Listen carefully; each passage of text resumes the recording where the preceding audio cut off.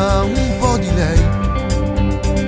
Lo dico ad un amico, confido il mio segreto, mi sono innamorato di lei. C'è qualcosa che mi brucia dentro, una forte vibrazione dentro me.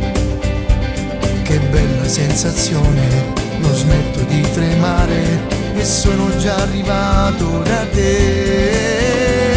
Sai, dentro me batte forte il mio cuore, non so perché, è scoppiato in un momento tutto ciò che sento in me. E forse è vero amore, sai che dentro me io vivo soltanto sperando che nasca questo sentimento che non vivo, non sento, non torna da tempo.